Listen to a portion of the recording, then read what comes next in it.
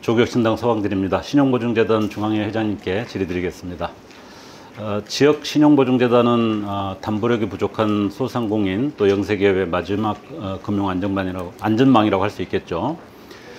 그리고 이 신보 중앙회는 이러한 지역 신보의 보증을 재보증함으로써 소상공인 금융안정의 어떤 최후 방패 역할을 하고 있다고 할 수 있겠는데요.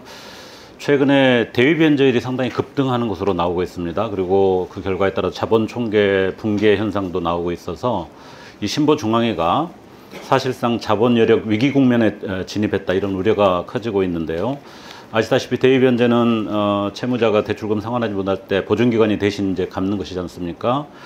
코로나 기간 만기 연장했고 상환유예했던 것들이 좀 한꺼번에 터지면서 그 2021년에 1.01, 2022년에 1.10이었던 이 대위 변제율이 23년에 3.87, 그다음에 24년에는 5.66으로 이렇게 폭증하고 올해도 9월 현재 5%대를 유지하고 있는 것으로 나옵니다. 이거는 2008년 글로벌 금융위기 이후에 상당히 올라갔던 2012년에 3%대를 훌쩍 넘어선 수준이다, 이렇게 평가가 되고 있는데, 회장님, 이 정도면 상당히 심각한 상황이라고 보시나요? 네, 맞습니다. 예. 이 대위 변제율이 이렇게 올라가는 것이 일종의 소상공인의 부실 위험을 보여주는 하나의 지표라고 할 수 있겠는데요. 또 손실보전 순지급률이라는 게 있는데, 이거는 그 부실이 얼마나 정부 재정으로 전가되는가 하는 부분들을 보여주는 지표죠. 지금 이 두 지표가 동시에 급등해서 소상공인 현장에서 리스크도 아주 심각하고 또 정부 재정 예산 리스크도 상당히 커지는 상황이다, 이렇게 확인되고 있는 것 같습니다. 화면 한번 보시면 아실 텐데요.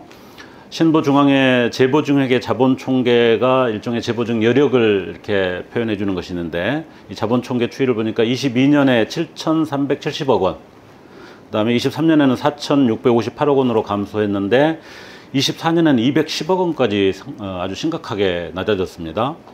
사실상 이 재보증기관의 자본 자체가 바닥을 드러낸 것이라고 할 수 있는데, 이렇게 중앙의 재보증 여력 자체가 무너지게 되면은 지역 신보의 보증 여력도 붕괴하게 되고 결국은 소상공인 금융지원 자체가 연쇄 붕괴되는 문제가 될 수가 있습니다. 뭐 현재는 약간 그 추경 등으로 해서 좀 회복이 됐습니다만은 대위 변제율이 5% 상황이라고 한다면 계속 이런 재차 고갈의 위기가 나타날 수 있다고 보는데, 문제는 이런 위기 상황이 확인되는데도 불구하고 정부 예산당국에서 여기에 대해서 아주 순발력 있게 잘 대처하지를 못한다는 겁니다.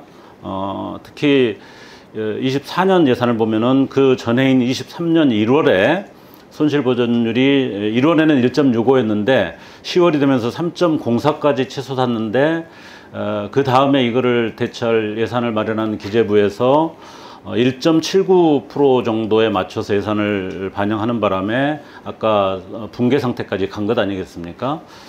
이런 문제가 이제 현행 어떤 수지차 보전 방식이라고 하는 이 손실 확정된 이후에 정부가 이제 거기에 그 예산을 마련해 주는 구조 때문에 발생한 어떤 구조적 문제라는 점이 지적되고 있습니다. 이 관련해서 이 신보의 어떤 신용보증 시스템 자체가 붕괴되는 것 자체가 상당히 우려가 되는데, 현재 이 대위 변제율이 굉장히 높아지는 상황과 관련해서 제도적 개선이 좀 필요하다, 이런 의견들이 있습니다. 여기에 대해서 동의하십니까? 네, 동의합니다. 예, 간략하게 좀 말씀드려보면 우선 당장 내년도에, 그러면 내년도 예산을 반영하는 것과 관련해서 예상되는 이 손실보전 규모 또 재보증 재원 수요 이런 것들을 정확하게 산출을 해서 예산에 잘 반영을 해야 될 텐데, 그 부분을 좀 우선 좀 산출해서 의원실에 좀 제출해 주시기 바라고요. 또 정부에서 예산안을 지금 어떻게 작성을 하고 있는지 부분도 좀 확인해서 확보 계획도 함께 좀 보고를 해 주시고요. 앞에서 말씀드린 것처럼 이 재정 출연 방식 자체가 좀 현실을 잘 제대로 반영하지 못하는 문제가 있기 때문에 이 문제에 대한 좀 제도적 개선 방안도 좀 마련할 필요가 있다고 생각이 듭니다. 그리고 중앙회하고 지역재단 간의 재원 배분 방식들도 좀 한번 다시 살펴볼 필요가 있는데, 이러한 제도적 개선 방안을 좀 마련해서 한번 설명을 해 주시겠습니까? 예, 들어보겠습니다.